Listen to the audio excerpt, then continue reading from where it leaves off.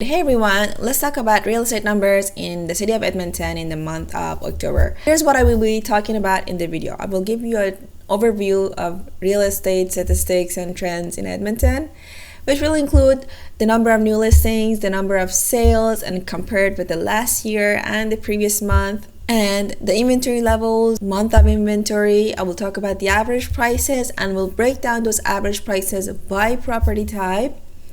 And then I will also talk about benchmark price and what that is.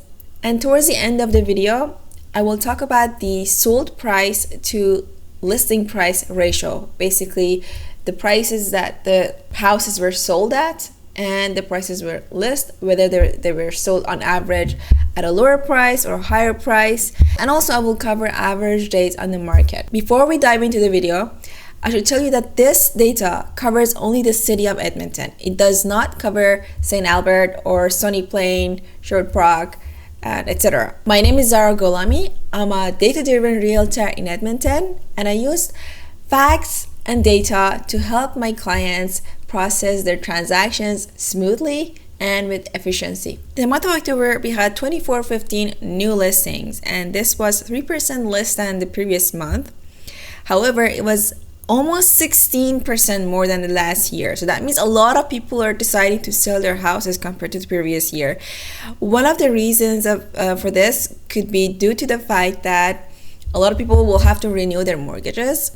And these are the people who bought during the COVID when the mortgage rates were very low, interest rates were very low. And now that they have to renew the mortgage, they suddenly see a huge spike in their monthly payments. So they choose to sell. This could be this is just a potential reason. Obviously, people sell for so many different reasons, but this is what's talked about.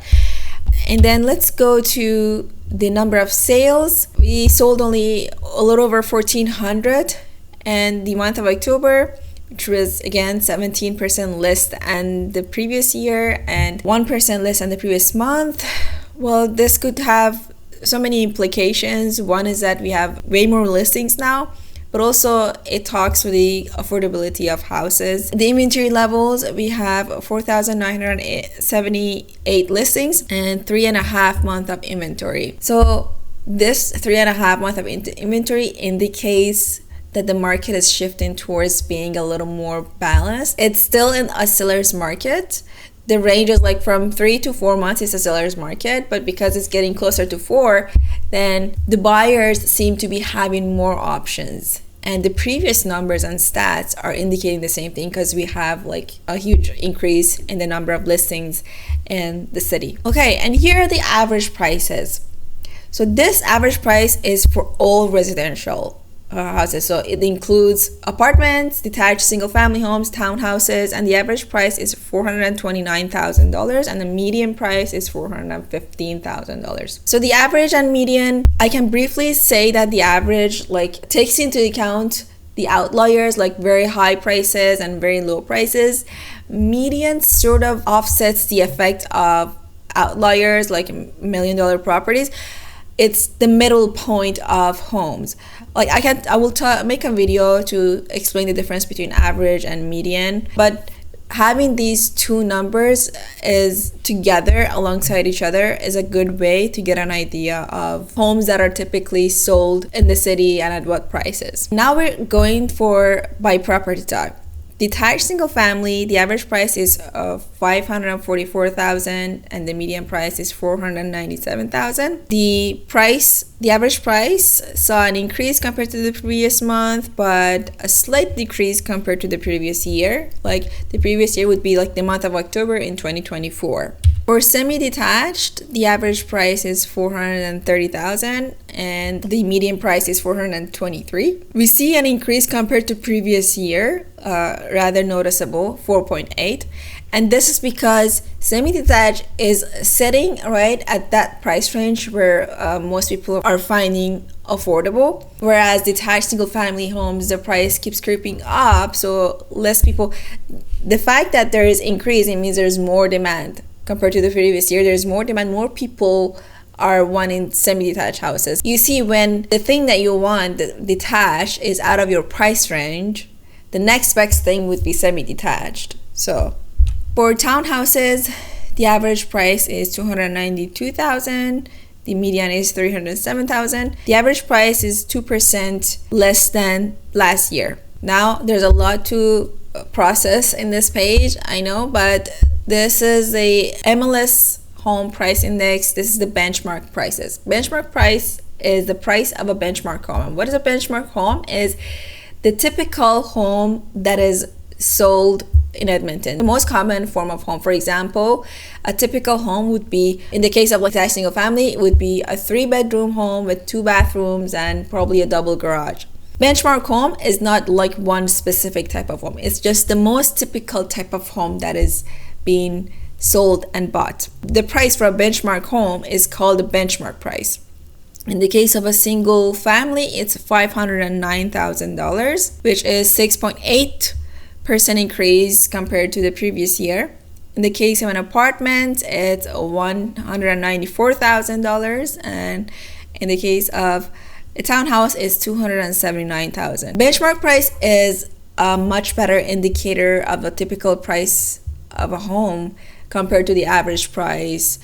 The reason for that is, again, as I said, we have outliers in data. We have homes that are very expensive, over $1 million, and then we have homes that are very cheap. Benchmark price, however, excludes the outlier factor. And this is the trend starting from October of 2024 to the October of this year.